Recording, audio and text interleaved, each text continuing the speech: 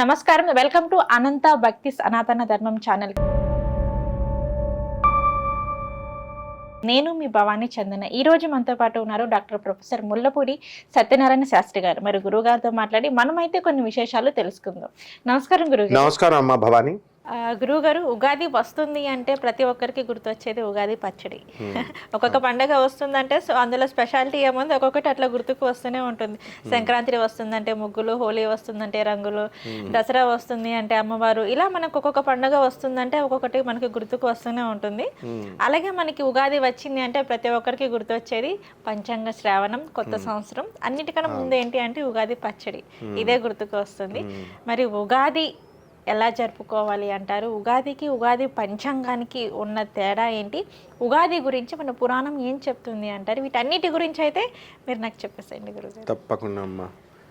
ఈ ఉగాది అంటే ఏంటంటే దాని అసలు పేరు యుగాది. యుగాది ఎన్టీఆర్ యాక్ట్ చేస్తాడు చూడు, యుగంధర్. అవునవునవును, ఆ యు అనమాట. ఓకే. సో బ్రహ్మదేవుడు సృష్టి ప్రారంభించాడు కదా మనల్ని అందరినీ. అవును. ఆ రోజే, ఆ స్టార్ట్ చేసిన రోజే యుగాది.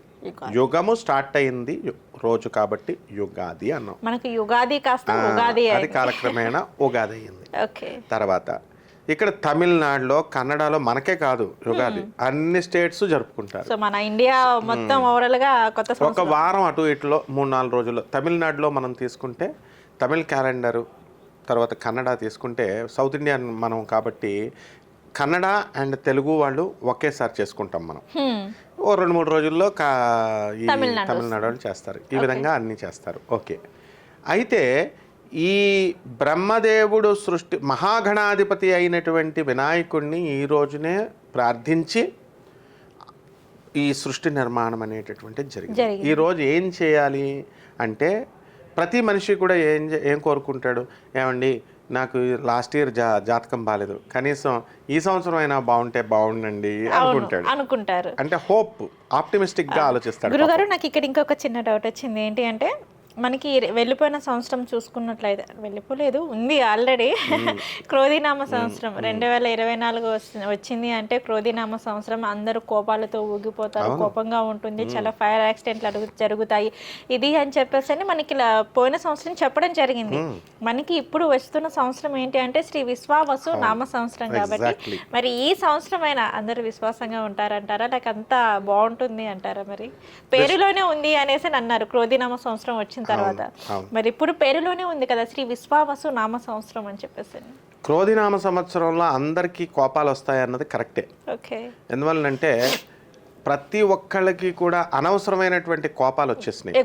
మనం కోర్టుల్లో కనుక చూసుకున్నట్లయితే లాస్ట్ ఇయర్ డేటా కంటే కూడా అంతకు ముందు సంవత్సరాల కంటే విడాకుల కోసం ఎక్కువ ఫైల్ చేసిన కేసులు ఈ సంవత్సరం క్రోధినామ సంవత్సరంలోనే ఉన్నాయి. అవును. సో అనవసరమైన కోపతాపాలు అలాంటివన్నీ కూడా క్రోధినామ సంవత్సరంలో జరిగినాయి. భార్యలు భర్తలను బాధేశారనమాట. అంటే రివర్స్లో భర్తలు భార్యలను బాధడం కాదు, భార్యలే బాధేశారు. కోపం వస్తే ఎలా చేశారో తెలుసా, మామూలుగా కర్రలు పెట్టి కొట్టేవారు ఇదివరకు వాళ్ళు. ఇప్పుడు మోడర్న్ స్టూడెంట్స్ కదా. నిజంగా ఈ క్రోధినామ సంవత్సరంలో కూడా చంపుకోవడాలు, నరుకోవడాలు ఇవన్నీ చాలా ఎక్కువైపోయాయి. కూడా ఇంకా పాలిష్డ్ గా చేశారు. ఇప్పుడు అదే నేను చెప్తున్నా, ఎలా చేశారంటే వీడి భర్త మీద కోపం వచ్చింది, వీడిని కొట్టకూడదు, కొడితే మళ్ళీ తిరిగి కొడుతున్నాడు కర్ర పెట్టి. అందుకని ఏం చేశారంటే మంచి బిల్లు నాకు మంచిగా స్వీట్గా మాట్లాడి ఈ మార్కెటింగ్ తీసుకెళ్ళి షాపింగ్ బిల్లులు పెంచి పడేశారనమాట. ఈ విధంగా భర్తల్ని భార్యలు బాధారు. ఈ సంవత్సరం ఏంటంటే విశ్వావసు నామ సంవత్సరం అంటే విశ్వాసంగా ఉండడం కాదు, విశ్వాసంగా కలియుగంలో ఎవరు ఉండరు. విశ్వావసు నామ సంవత్సరానికి అర్థం ఏమిటంటే అందరికీ కూడా సంపదలను ఇచ్చే సంవత్సరము అని అర్థం. కాబట్టి 12 రాసుల వారికి వద్దంటే అన్ని సంపదలు వచ్చేస్తాయి.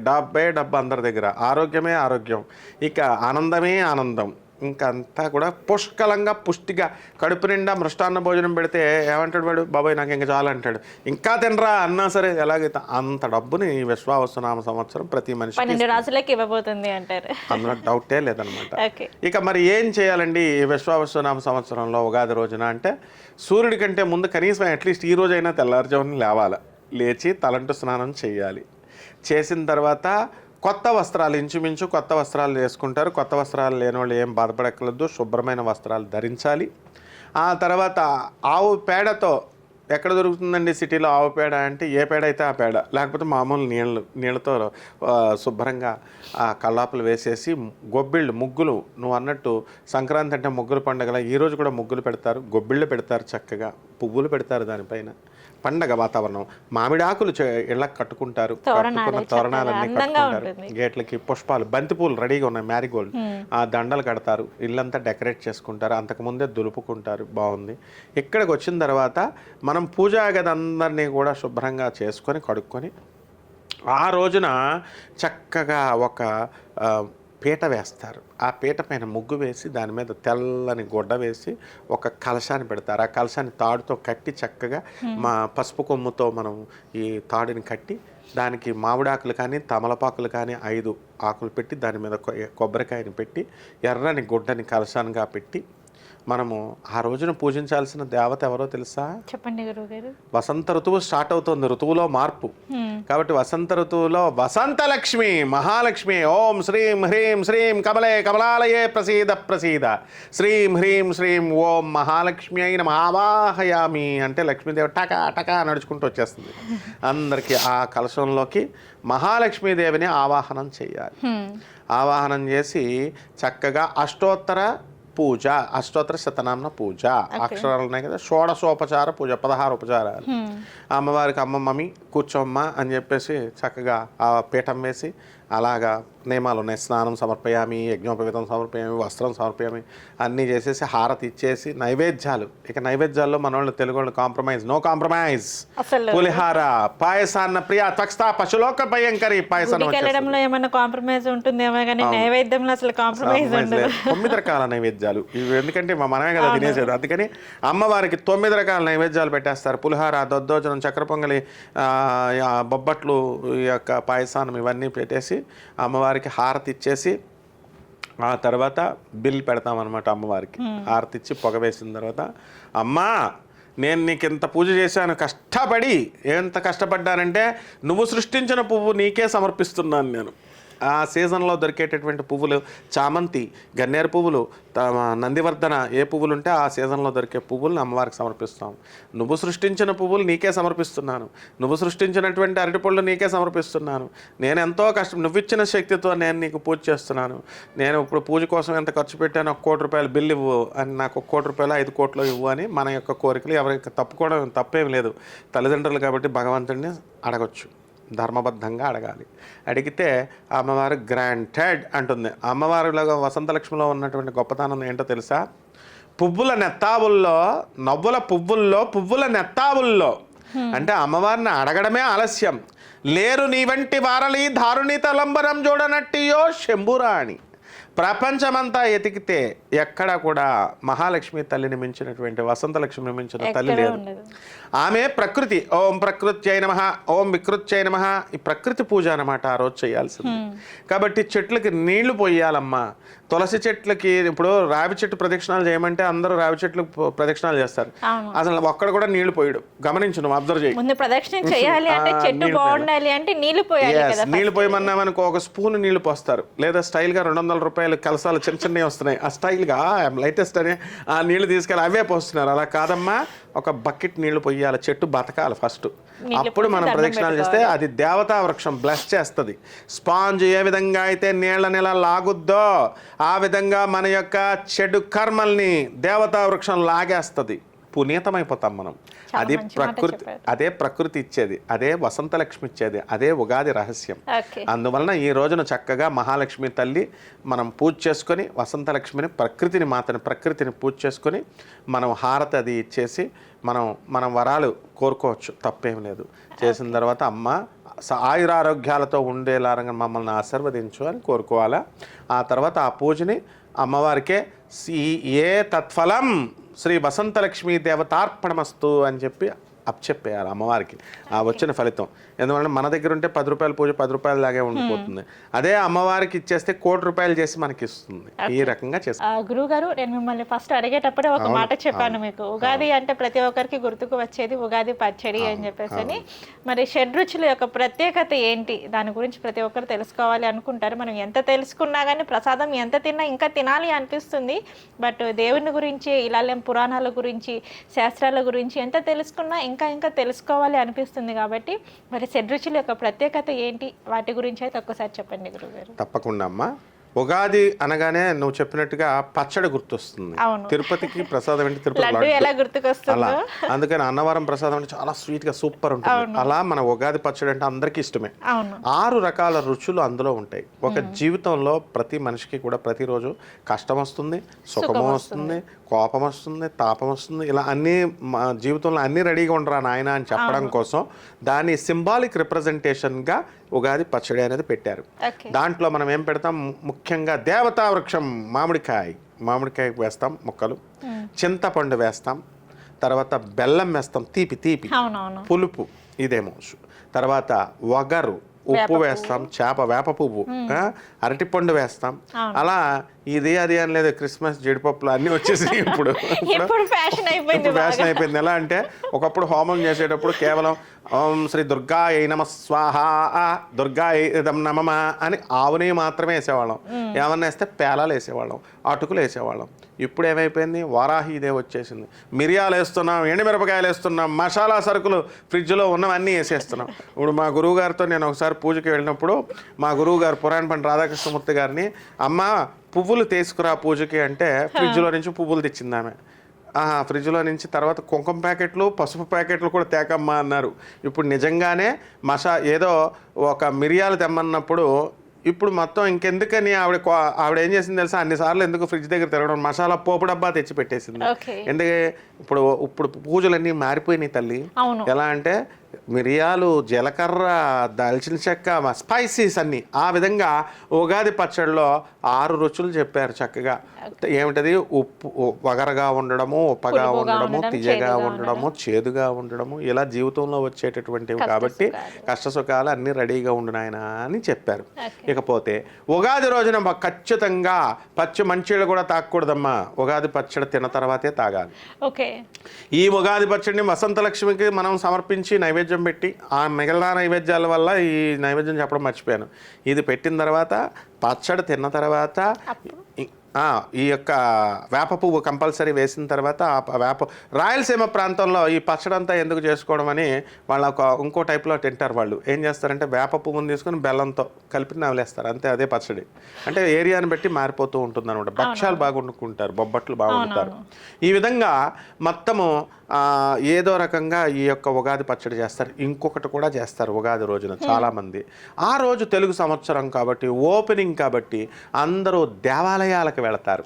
దేవాలయాలు కిక్కిరిసిపోతాయి అనమాట. కాబట్టి రష్గా అక్కర్లేదు, విష్ణుమూర్తి ఎక్కువడు, శివుడు తక్కువడు, అన్ని దేవాలయాలు డిస్ట్రిబ్యూట్ చేసుకుంటే జనాలకి సరిపోతాయి, వెళ్ళొచ్చు, ఇంట్లోనే చేసుకోవచ్చు. నెక్స్ట్ ఇకపోతే ఆ రోజున కంపల్సరీ పంచాంగ శ్రవణం చేస్తాం. అసలు పంచాంగము అంటే 5 అంగాలు. ఇప్పుడు మనకి శరీరానికి ఏంటి, చేతులు, కాళ్ళు, కళ్ళు, ముక్కు ఎలాగైతే ఉంటాయో మనము తిథి, వార, నక్షత్రము ఇవన్నీ జనాలకు తెలుసు. కరణము, యోగము అని కూడా ఉంటాయి అన్నమాట. ఈ 5 కలిస్తే ఈరోజు అష్టమి బయటికి వెళ్ళకూడదు, ఈరోజు దశమి మంచిది అని ఎలాగైతే చెప్తాం, ఈరోజు రోహిణి నక్షత్రం బ్రహ్మాండంగా ఉంటుంది అని ఈ 3 తెలుసు. కరణాలు, యోగాలు కొంచెం తక్కువ తెలుసు జనంకి. ఈ 5 కూడా చూసుకొని చెప్పేటటువంటిదే పంచాంగము. ఆ రోజున ఏ గ్రహ అరిష్టస్థానగతా తేషాం గ్రహాణం శుభ ఏకాదశ స్థల ఫలా వ్యాప్త్యర్థం. మనకి ఏ గ్రహాలైతే అరిష్ట స్థానాల్లో ఉన్నాయో అవన్నీ కూడా ఏకాదశ స్థానాలకు, శుభప్రదమైనటువంటి ఏకాదశ స్థానాల్లోకి రావాలని చెప్పి ఏ దుర్గాదేవత పూజాం కరిషే, ఏ పూజాం కరిషే అని ఏ దేవత అయితే ఆ దేవత పూజ చేస్తాం కదా. ఉగాది రోజున ఏ దేవత పూజ కూడా చేయాల్సినటువంటి అవసరం లేదు. ఆ పుస్తకం పూజే అన్నమాట. ఆ శ్రవణము, పంచాంగ శ్రవణము అంటే ఈ నక్షత్రాలు, ఈ తిథులు, రాజవరు, ఈ సంవత్సరానికి రాజు విశ్వావసునామ సంవత్సరానికి సూర్యుడు కాబట్టి సూర్యుని స్మరిస్తాం. ఆ తర్వాత 3 పోస్టులు సూర్యుడికి ఇచ్చాం. సస్యాధిపత్యము, ఇలాగ మంత్రత్వము, ఇలాగ అన్నీ ఉంటాయన్నమాట. అన్ని నవగ్రహాలని ఆ రోజు స్మరించుకుంటాం, నవగ్రహాలని ప్రార్థన చేసుకున్న తర్వాత ఈ యొక్క వినడానికి శ్రవణానికి తేడా ఏమిటో తెలుసా? మొత్తం కృష్ణ భగవానుడు చెబితే మొత్తం మానవాళి అంతా వింది, భీష్ముడితో సహా. భీష్ముడు, ద్రోణుడు, కృపాచార్యుడు వీళ్ళు గ్యాంగ్ అంతా కూడా విన్నారు అంతవరకే. కానీ అర్జునుడు ఒక్కడే శ్రవణం చేశాడు. పంచాంగ శ్రవణం చేయమన్నారు. పంచాంగం వినడం కాదు. పంచాంగం చెప్పేవాడు ఎప్పుడు రెడీ ఉంటారు. అవును. నాబోటి వాళ్ళు లక్షల మంది ఉన్నారు చెప్తారు, కానీ వినే మహాభక్తులు ఉండాలి. అవును, విని దాన్ని శ్రవణం చేసుకోవాలి. శ్రవణం అంటే ఏంటంటే, వినడం అంటే ఈ చెవితో వింటాం, ఈ చెవితో వదిలేస్తాం. శ్రవణం అంటే అందరూ భీష్ముడు వీళ్ళందరూ గ్యాంగ్ అంతా ఏం చేశారంటే ఈ చెవితో విని ఈ చెవితో వదిలేశారు, ఆచరించలేదు. కృష్ణుడు చెప్పింది. శ్రవణం అంటే అర్జునుడు ఏం చేశాడంటే ఈ చెవితో చెప్తే అమ్మా నా బావ కృష్ణుడు, నా గురువు కృష్ణుడు చెప్పాడు అని చెప్పి అదే ఆచరణలో చేశాడు.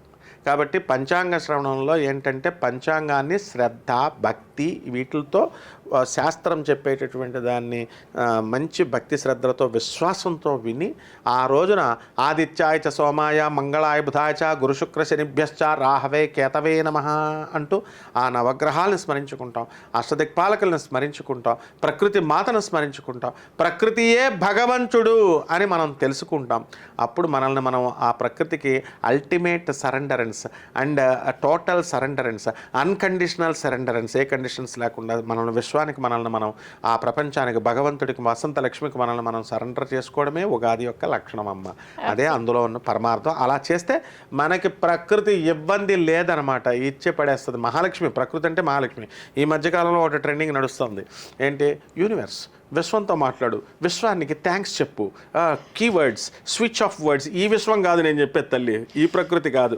ఆ జగజ్జనని అయినటువంటి విష్ణుపత్ని అయినటువంటి ఆ మహాలక్ష్మి, ఆ మహాగౌరి, ఆ మహాకాళి, వీళ్ళే ప్రకృతి.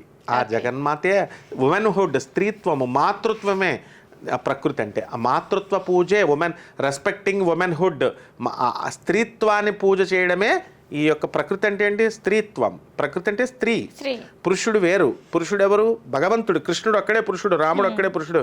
ఈ మగవాళ్ళలాగా ఉన్న మేమంతా కూడా స్త్రీలమే. మేము అందుకనే ప్రకృతిలో ఏదైనా సరే నశించేదంతా కూడా స్త్రీత్వం అన్నమాట. ప్రకృతి నశిస్తుంది, అందువల్ల పరివర్తన చెందుతుంది. పరమాత్మలో పరివర్తన ఉండదు, ఎప్పుడు ఎలా ఉంటాడో అలా ఉంటాడు పురుషుడు. ప్రకృతి పరమాత్మలో ఒక భాగము, మహాలక్ష్మి విష్ణుమూర్తిలో ఒక భాగము. కాబట్టి ఇంత తత్వం ఉంటుందమ్మా. కాబట్టి మనం మన తల్లిని గౌరవించుకోవడం, మన తోటి స్త్రీలను గౌరవించుకోవడం, చెల్లిని గౌరవించుకోవడం, భార్యను గౌరవించుకోవడం, ఇదే ప్రకృతి నేర్పించినటువంటి విధానము. ఉగాది రోజున ప్రకృతి మాత మనకు చెప్పింది, ఉగాదిలో నీ భార్యను నువ్వు గౌరవించు అని చెప్పడమే ఈ ప్రకృతి యొక్క ఉగాది యొక్క పండుగ రహస్యం.